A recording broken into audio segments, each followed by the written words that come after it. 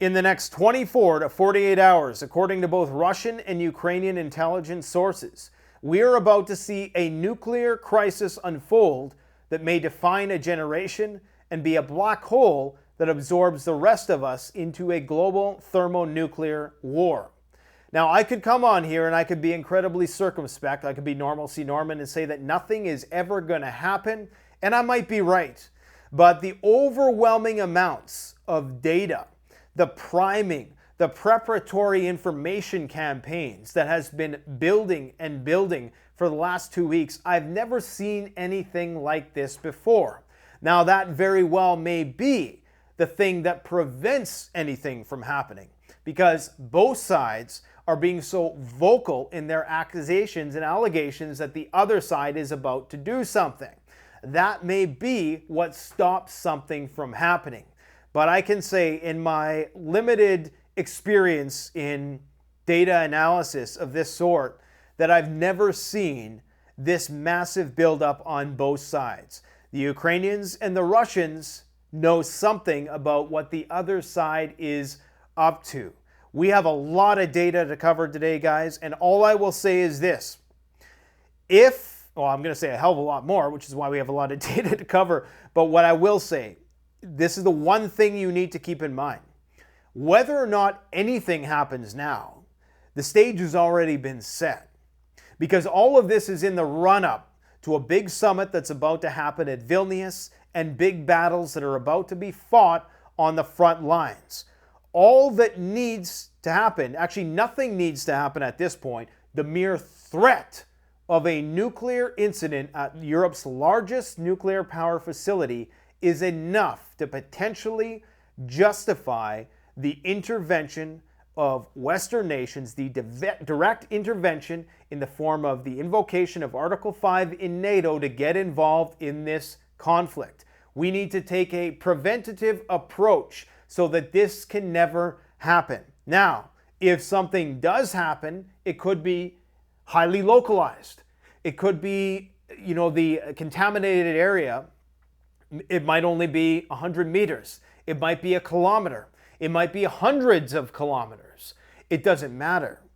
All they need is the headline. Ukraine alleges that Russia blew up nuclear power facility, radiation incident ongoing. All they need is nuclear in the headline. It doesn't matter the scope and scale of the incident in order for NATO to get involved. It doesn't even matter if it registers in a NATO country that there's heightened levels of radioactivity. Even if there is but one small nuclear incident, it will call attention to the issue, and it will be used in conjunction with the body of evidence that supports this whole march towards we need to support Ukraine in any way possible.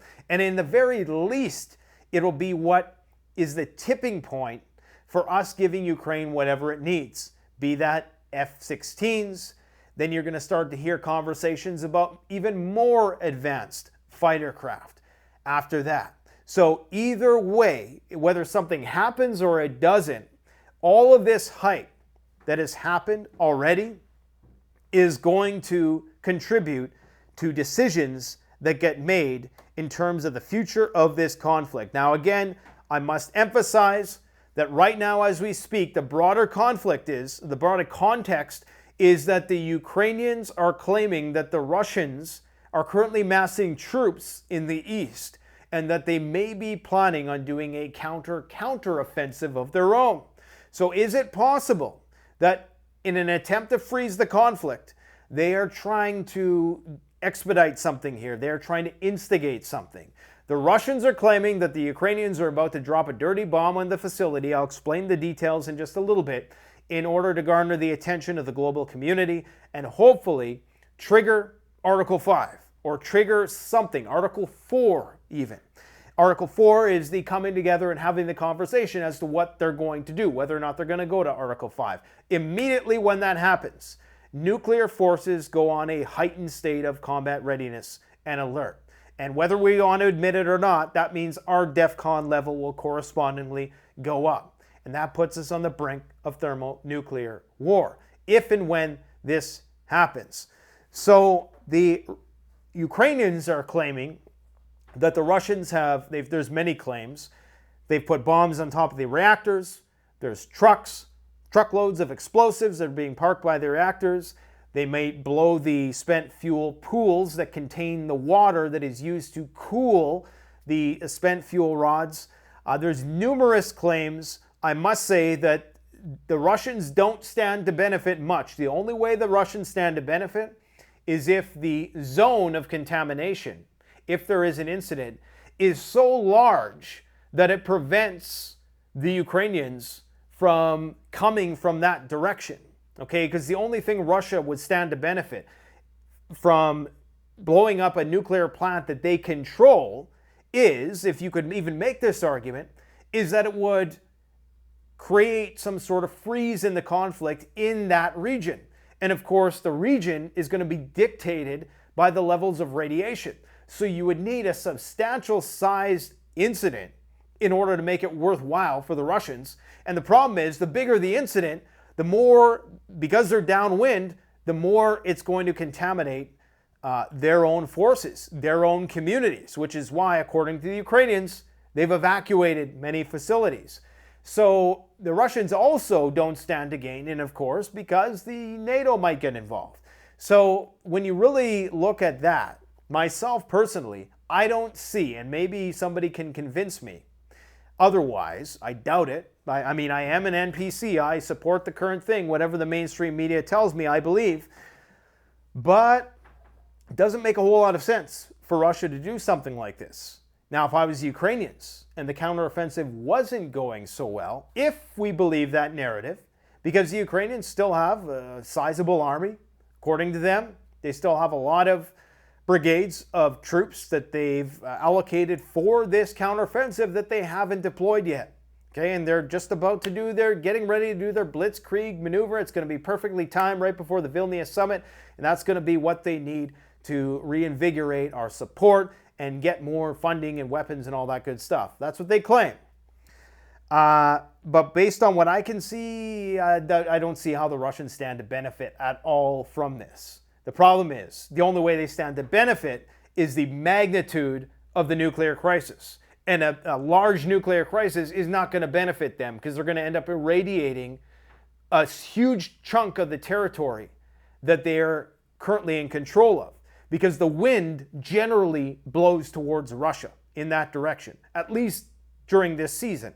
It's fairly erratic because it's by the Black Sea, it's by the river, but by and large, the wind tends in that easterly direction. And I'm not sure if that's due to the jet stream or what, but that tends to be the case. So anyways, Zelensky, as you can see here, has been going on and on every single night, and now making an emergency address saying that he's called up Macron and other Western leaders to warn them that Russia is about to be the bad guy once again. And they're about to blow up the nuclear plant because it might, save them 10,000 troops from having to protect that one general direction. Anyway, I'm not sure we don't have the MO yet. We don't have the cui bono explained by the Ukrainians yet. But anyways, this is the details, guys, okay? This is all the data for you to consider. We have a nuclear power plant, the Zaporozhye plant, which was disconnected from the power source and is now on backup power once again. I just read an article yesterday where the IAEA chief came out and said that power has been restored to the ZNPP, Zaporozhye Nuclear Power Plant. I'm just going to say ZNPP from now on because it's easier. It's been restored and nothing to worry about. But today, once again, it has been disconnected. So this means it's relying on backup power. So the incident can come not in an explosive sense, but it can also just come from the fact that it doesn't have enough power for whatever reason. Or there's not enough power to run the pumps to get the water because the water levels are too low. There's numerous different scenarios where this could be problematic.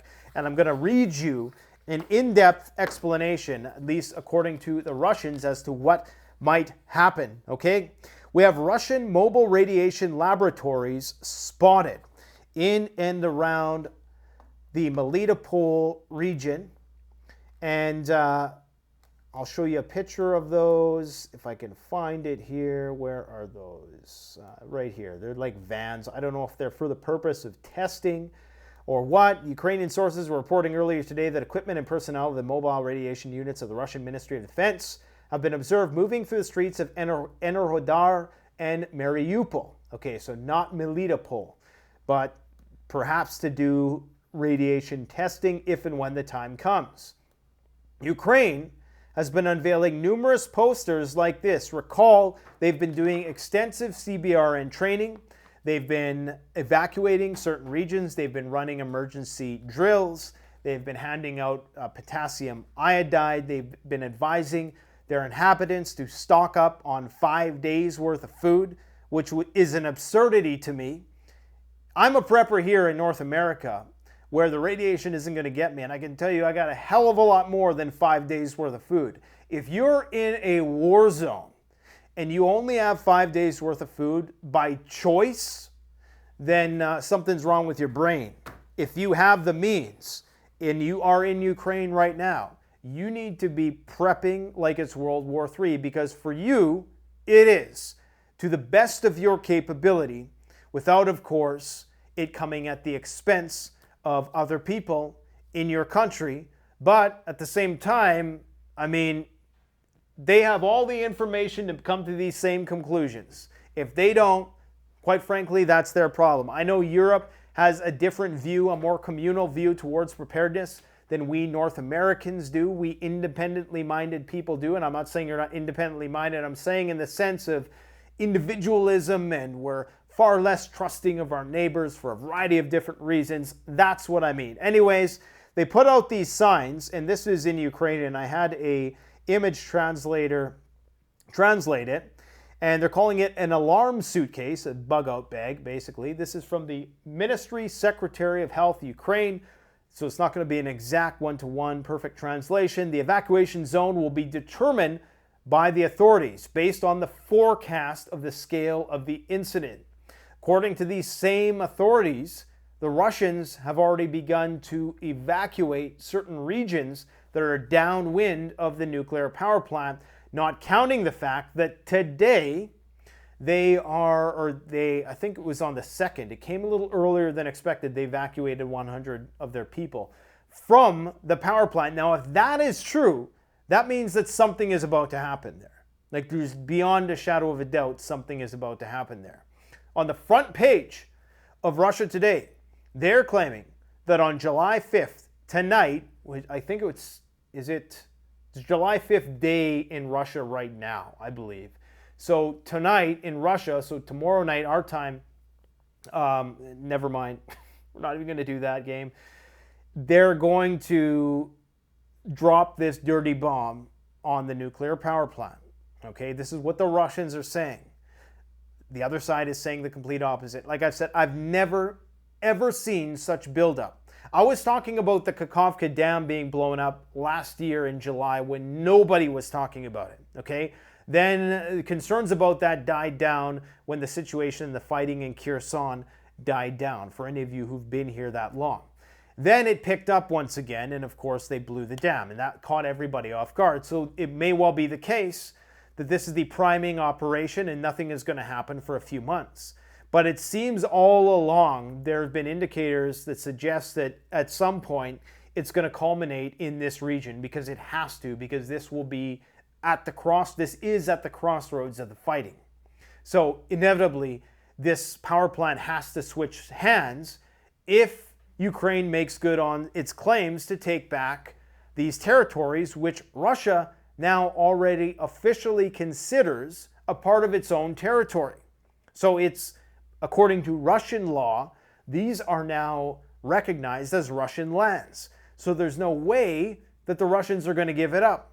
There's no way the Ukrainians appear to be unrelenting in their attempts. There's no hope for peace talks at this point in time, the way it looks. And they're dead set on recapturing this power plant. So how can you possibly do that?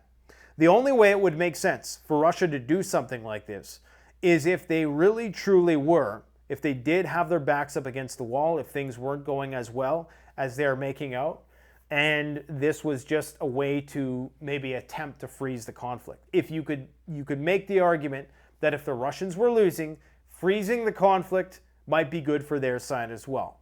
I'm not saying that, but it is what it is. Anyways, they provide an overview of what you should have in your bug out bag. Again, I presume that most of the Ukrainian population are already masters at bug out bags and living in a shit hits the fan situation. There is no SHTF situation that is worse than a war zone.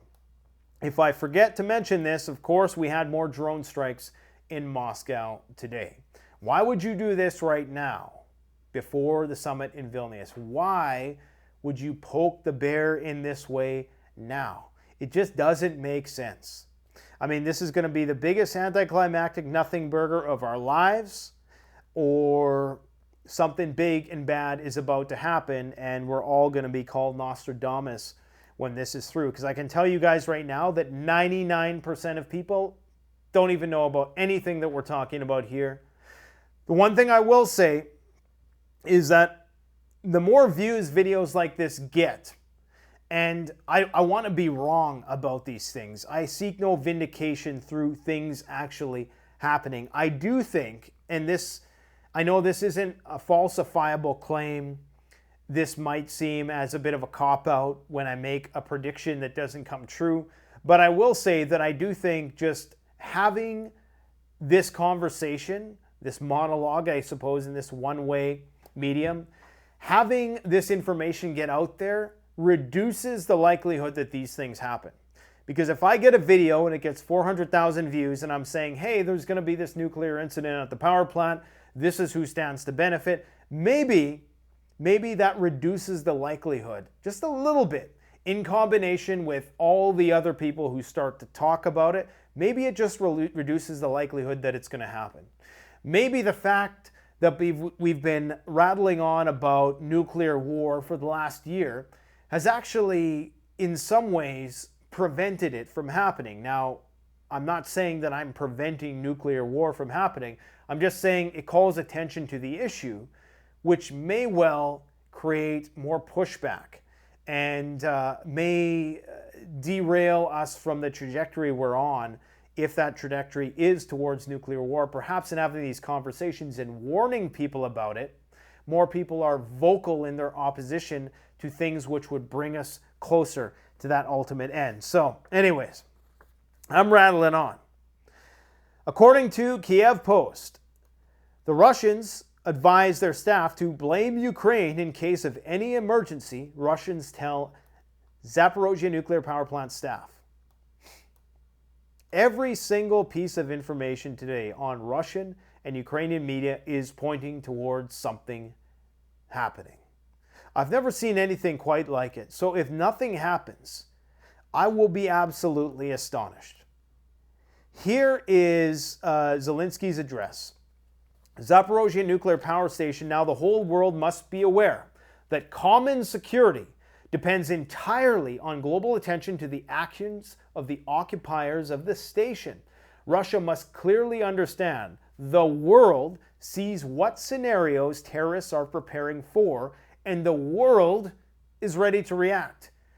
He's calling for the rest of us to go to war against the Russians. And I got to show you guys a clip, because this is insane.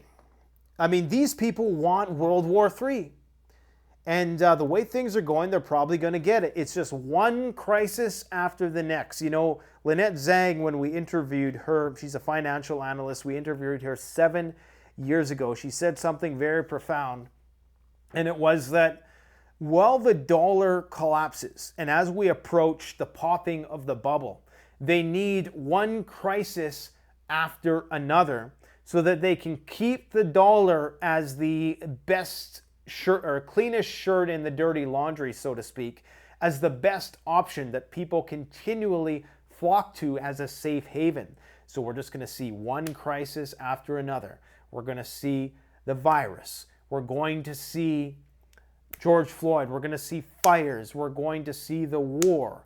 We're going to see more climate stuff. We're going to see riots in France. Now, as I'm going to talk about in just a minute, bird flu is rearing its ugly head again, and that's probably going to be the next big crisis. It may not come for a couple years, but maybe once this has dissipated a bit, if it ever does, because many are saying now that this war is only starting and it's going to go on for decades if it doesn't culminate into a thermonuclear exchange. But let's listen to what this guy has to say. What is his name again? Let me just check my notes here. I know I have it somewhere. He's a representative of the UK Parliament, I do believe. I don't have his exact name, but you guys can go and find this clip. And anyways, let me just play the clip for you. It's 13 seconds long, okay? Here we go. Oh, and of course, we don't have any volume. Our procurement processes, we're gifting equipment. We need to face Russia directly and reckon that Tobias Elwood is his name. We are now at war in Europe. We need to move to a war footing. We are involved in that. We've mobilized our procurement processes. We're gifting equipment. We need to face Russia directly and reckon that rather than leaving Ukraine to do all the... We are now at... So between him, Liz Truss, Ben Wallace, UK is dead set on being struck with a Poseidon nuclear torpedo. These people done lost their minds, man. I can't understand why they're so... Well, I understand why. But why they're such a flunky of the United States. Because, of course, it only take one Sarmat to destroy that entire island. If you're living in the UK, man, you really need to be preparing, because I don't know what the hell they're thinking. Remember, the Royals probably have a backup plan, but they don't have one for you if it's anything like how things are run over here. Going on with Zelensky's address, radiation is a threat to everyone in the world, and a nuclear power plant must be fully protected against any radiation incidents. Different states of the world have their own intelligence and other capabilities to know exactly what is happening and who is to blame. It's almost like they're trying too hard to set it up, and I think it could backfire. Now, from our intelligence, we have information that on the roof of several power units of the Zaporozhye nuclear power plant, the Russian military placed objects similar to explosives. Recall that weeks ago we talked about how these were fortifications, these were pillboxes, these weren't actual, munitions, but they could make the argument that they are. Maybe they have some other script. But in any case, the world sees and cannot help but see that only the source of danger for the ZNPP is Russia itself and no one else. So just speaking to us like we're little children, right? Again, I can't, for the life of me, reason what benefit the Russians could possibly have in doing this nuclear power plant. Like, it makes zero sense to me whatsoever. Even this guy, Alexei, what's his face? I think that's his name. He's like a nuclear or intelligence director of Ukraine. Even he is trying to reassure the population, and this is where there's a contradiction. He's trying to say that if there is an incident at the nuclear power plant, it'll be relatively localized, almost as if to minimize fears amongst the local population. Well, if that's the case, then why would Russia do it? If the exclusion zone is going to be so small and insignificant that it's only going to stretch across a kilometer, as he's saying, why would they do it in the first place? So just a lot of doublespeak going on here, and a lot of, to be brutally honest, complete and utter bullshit. Ukraine is warning to stockpile 5 days worth of food. 5 days, more like 5 months. The way things are going, 5 years. Ukraine claims that Russians have evacuated and told their employees to blame Ukraine if something happens. There was also an emergency shutdown of the Southern nuclear power plant. I'm not sure if I talked about this. I've been rambling on for 25 minutes, but the Russians claim that the fissionable material that are going to be used in this dirty bomb that the Ukrainians are preparing, this is headline Russian news now, is they derived it from either one of their other nuclear power plants, one of which was, apparently there was some nuclear materials that went missing a few weeks ago. In the other instance where they may have acquired these materials, if you believe the Russian line, member MPC, could be from this nuclear power plant, the Southern nuclear power plant, Ukrainian power plant that was briefly shut down temporarily. And they say that while that happened, maybe something was taken from there. Zelensky and Zaluzhny, the top commanders, they convened a Supreme Military Council and war game at the Rivne nuclear power plant. So again, this just adds to the body of priming psychological operations. I mean, it's a good place for them to conduct their meetings at the Rivne nuclear power plant. Because, of course, if Russia were to attempt to take them out, then it would be a clear violation not only of numerous Geneva Conventions, but it would obviously be globally condemned. And if they were to do that, if they were to strike the nuclear power facility, that would probably definitely bring NATO into the conflict, because that power plant, the Rivne one, is actually closer to NATO countries, okay? So it's actually a good strategy. The Ukrainians, just like the Russians, are using it as a shield.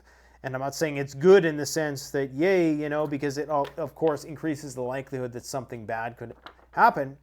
But anyways, we have allegations that Russia is evacuating from nearby cities all the way up to Melitopol.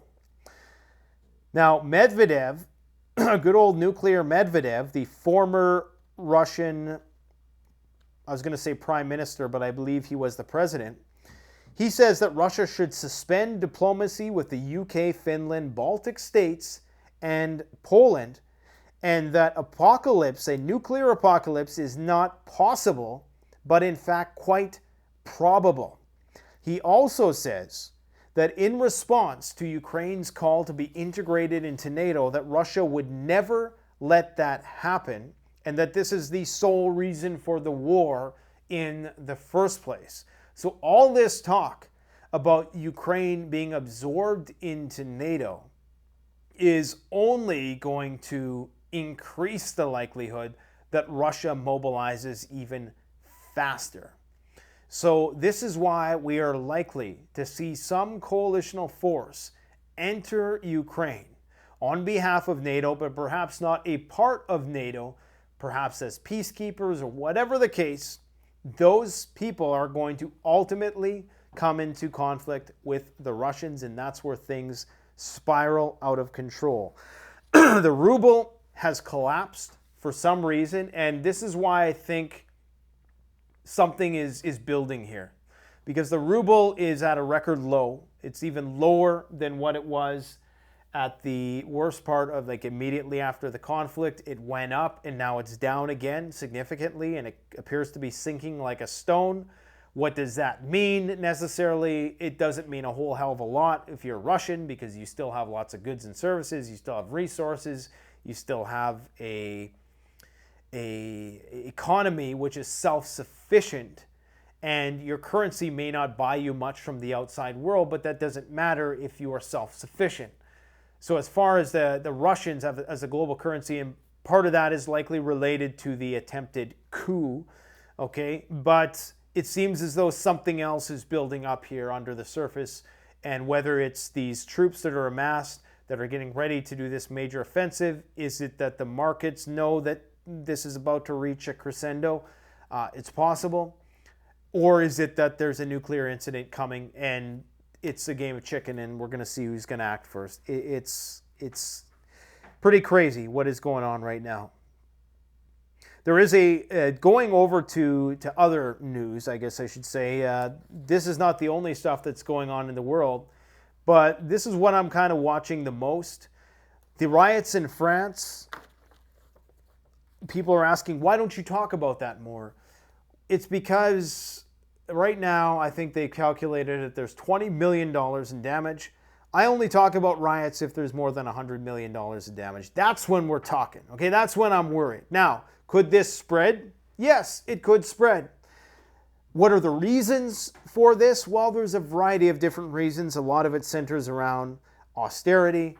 A lot of it centers around, and this is what a lot of people are not thinking about, is the fact that Europe has absorbed nearly 8 million, and this is a very conservative statistic. It's probably more like 10 to 15 million refugees, okay, have been rehomed in the surrounding countries, the majority of which have went to Russia, Poland, and Germany, to the tune of north of 1 million in each of those countries. But in all other countries, you're talking about 100,000, 500,000, and that, of course, is putting more pressure on those economies. Of course, the inflation in the post-COVID economy is putting a lot of pressure. So you're seeing a lot of these things culminate into riots in the streets, disgruntled populations, clashes with the police. The more austerity you have, the more militarized your police force becomes.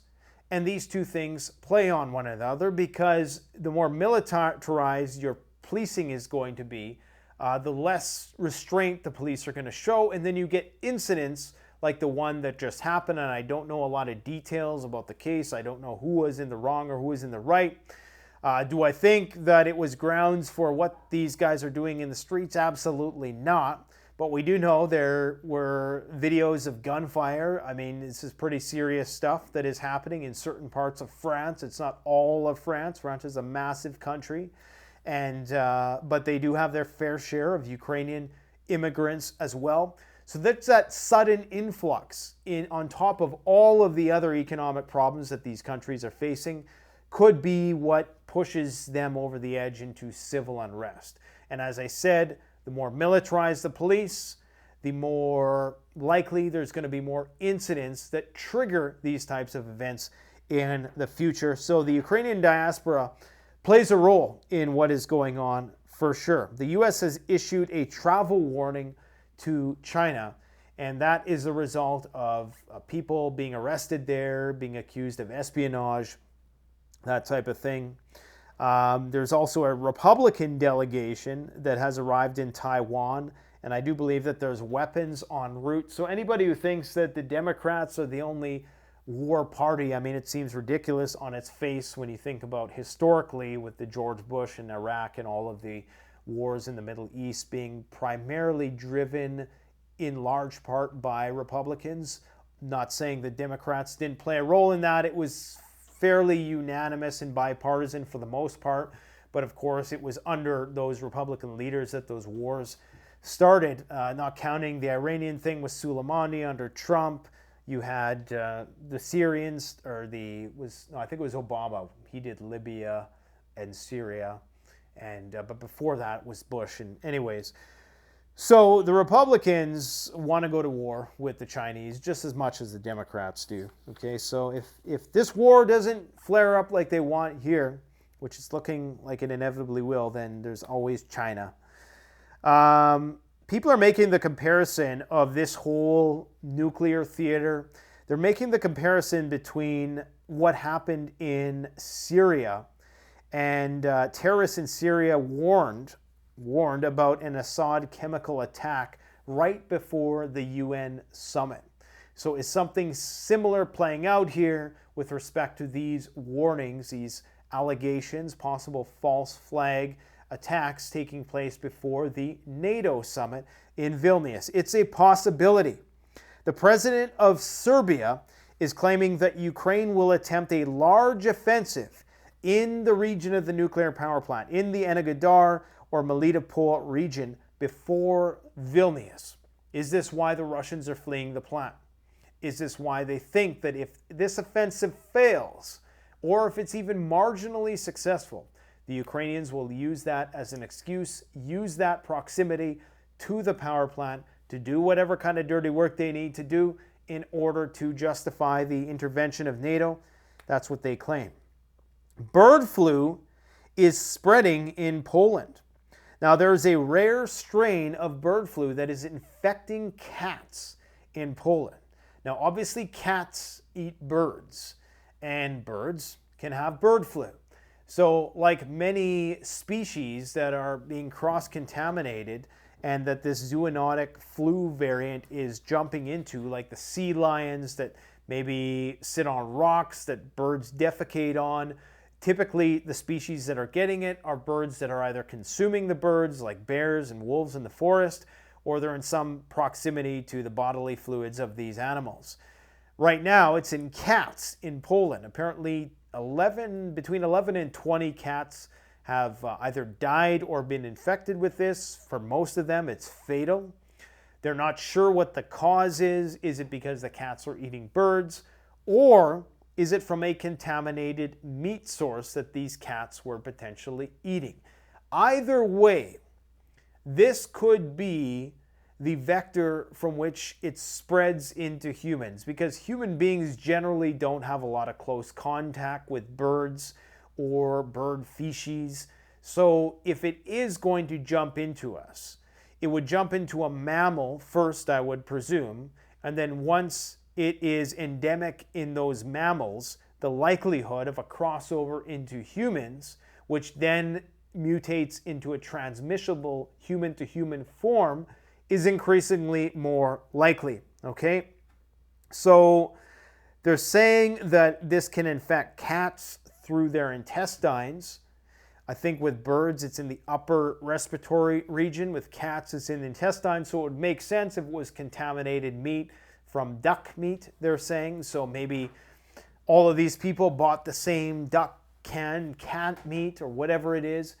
Either way, the fact that it has come to this point where bird flu is in cat food means it's just a matter of time before they roll out the 20 million stockpile jabs that they have waiting for this very moment. And what do you think the consequence is going to be if they try what they've tried for the last 3 years again? Unfortunately, if there is a virus which is far more lethal, unfortunately, there's going to be a lot of people who simply don't trust. They simply will not trust the authorities as a response of what's happened for the last 3 years. And of course, this means that we're going to see more civil unrest, more economic uncertainty, on top of the fact that we have a war going on. And then you also have the bio warfare aspect of all of this, is that at some point, this could be released by a superpower in order to try to selectively target one group of people, or it could be used to freeze a conflict. Nothing freezes a conflict like a real deal, high fatality rate global pandemic. That's about it. That's about all I have to talk about today. Understand what they're priming us for. I've never, in my limited history of doing this, seen such a buildup, such a priming information campaign as we are seeing right now. If nothing came of this, I would be incredibly surprised. But I think in the very least, what will come of this is the conversation about it. And maybe that's all they're gunning for here. Maybe there is going to be no incident at the nuclear power plant, and that this is all just talk to build up and hype up the threat, so that the threat itself is what draws NATO into a conflict with the Russians. Let me know what you guys think in the comments section below. If you're new to this channel, we don't just give the daily dose of doom and gloom on this channel. We do, in fact, have an extensive library of actionable information that you can use to get you better prepared. And indeed, we've been working on tons of videos behind the scenes here on those very topics that we are going to release soon. It's just that we've got 15 to 20 different videos on the go, and none of them have nearing completion just yet. So go and check those videos out. I gotta go enjoy the warm weather while it's here, and I hope you guys try to do that too. But keep your head on a swivel, because in the next 24 to 48 hours, we could see yet another black swan event. Thanks for watching. Don't forget to like, comment, subscribe. Canadian Prepper out.